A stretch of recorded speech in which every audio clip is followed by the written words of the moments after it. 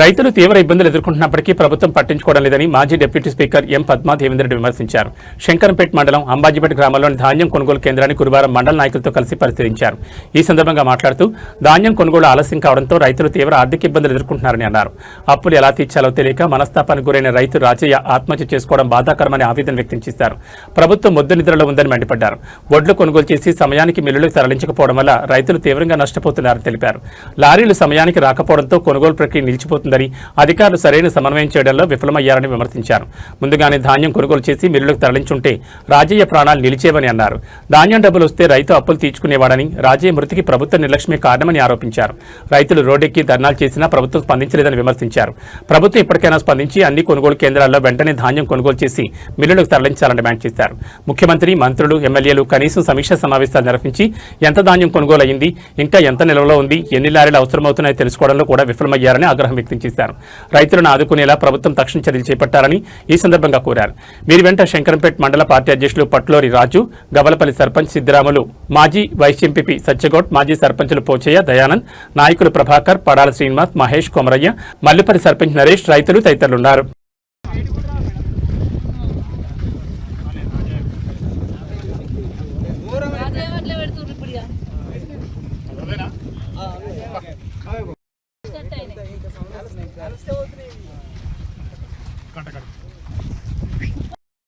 అంబాజీపేటలో ఇప్పుడే ధర్నా చేసింది. మొన్న తిమ్మనగర్లో 2 లారీలు కావాలంటే పొయ్యి నేను కూర్చుంటా అని చెప్తే నేను ఈడ ధర్నా చేస్తా, నేను ఆడిపోతున్నా, ఇక ధర్నాకే పోతున్నా అంటే ఒక లారీ వస్తుంది.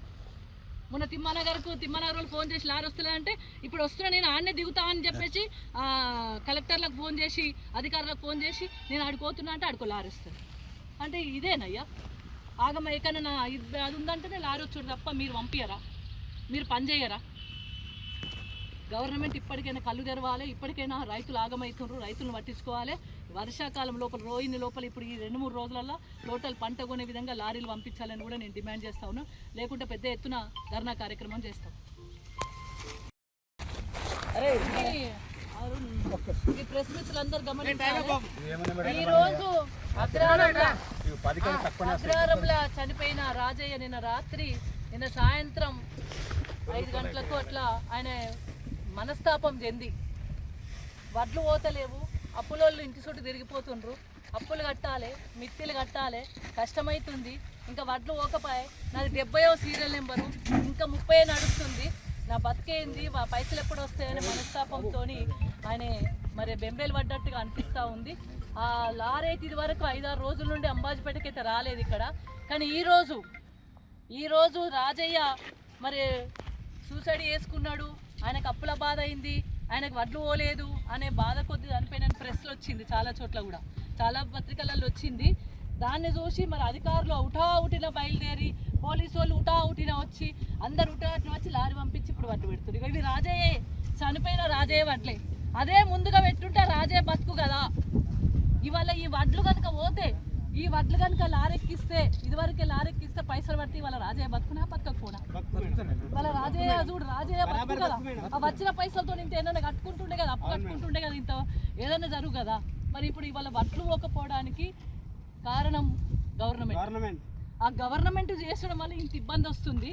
అంటే చివరికి ఆగమాగమైన రైతు కంటతాడి పెట్టిండు, ధర్నాలు చేసిండు, లాస్ట్కు పెట్రోల్ డబ్బాలు పట్టుకొని కూడా కలెక్టర్ల ముందు కాంగ్రెస్ వాళ్ళు కూర్చున్నారు. అయినా గవర్నమెంట్ కదలలేదు. చివరికి రాజయ్య అనే వ్యక్తి కూడా ఈరోజు నా వడ్లు పోతలేవు, నాకు అప్పులు ఎక్కువైనా అప్పులు కట్టలేకపోతున్నా అని చెప్పేసి ఆ అప్పుల బాధ తీరలేక, ఈ వడ్లు అమ్ముడు పోక, 70వ సీరియల్ ఎప్పుడొస్తుందో తెలియక ఇదేదో పెట్టుడు ఇవాళ 30వ సీరియల్, 32వ సీరియల్ నడుస్తుందిడా. ఇదివరకు 4 లారీలు రాలే మొత్తం సెంటర్ పెట్టినప్పటి నుండి. ఈ 32వ నెంబర్ నడిచే దగ్గర ఇప్పుడు రాజయ్య తెచ్చిరు, 70వ సీరియల్ నెంబర్ తీసుకొచ్చి ఇప్పుడు పెడుతుంది. అదే ముందు పెడితే రాజయ్య బతుకుతుండే కదా. ఈ వడ్లన్నీ పోతే అందరూ హ్యాపీగా ఉందరు కదా. రైతులు గలగల అయిపోయినాయి, ఎండిపోయినాయి. అసలు మహేశ్వర్ 9కి వచ్చింది. 9 అంటే ఇవి ఇట్లా నలుస్తే నూకలే పరిస్థితి వచ్చింది. ఓ సంచి 42 పెడితే ఆ రైస్ మిల్లుకి పోయేసరికి 41 అవుతుంది. తూకం తక్కువ వచ్చింది.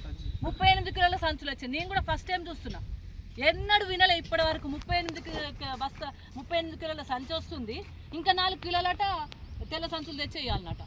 అంటే విచిత్రమైన సంఘటనలు ఈ ప్రభుత్వం చూపెడుతుంది. రైతులకు సుక్కలు చూపెడుతుంది, రైతులకు అన్యాయం చేస్తుంది. నిజంగా చెప్తున్నా, నేను కూడా ఎప్పుడు గిన్నేళ్ల నుండి రాజకీయాల్లో ఉన్నాం కానీ ఇప్పటి వరకు రైతుకి ఇన్ని కష్టాలు పడడానికి ఎప్పుడు చూడలేదు. రైతు రోడెక్కినా పట్టించుకుంటలేరు, రైతు చచ్చిపోయినా పట్టించుకుంటలేరు, రైతు ఆగమైనా పట్టించుకుంటలేరు.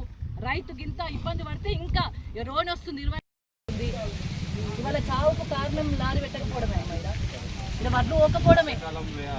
ప్రెస్ అంతా రాసిండ్రు అందరూ, ఏదో మభ్య పెట్టినంత మాత్రాన అది అణిగిపోదు కదా. ఆయన అప్పుల బాధ ఉంది ఆయనకు.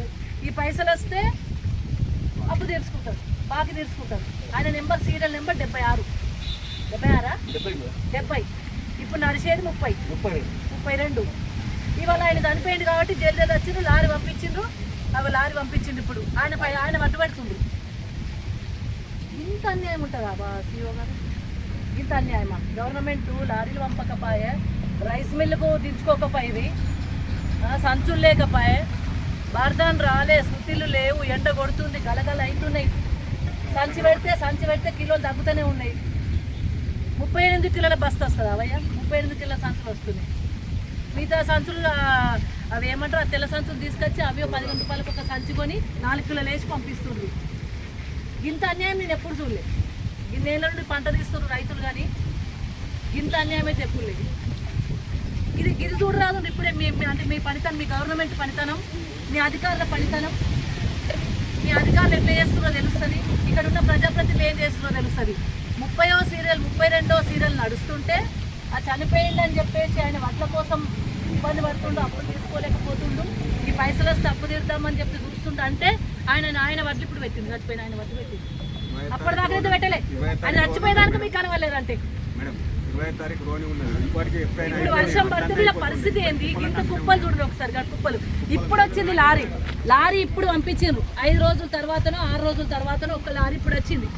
సియోనే చెప్తుండే ఇక్కడ లారీలు వస్తలేవని. ఆ కుప్పలు చూడండి ఒకసారి, అన్ని కుప్పలు ఉన్నాయి, వాటిలో కుప్పలు ఉన్నాయి. ఆ కుప్పలు లారీలు చూడండి.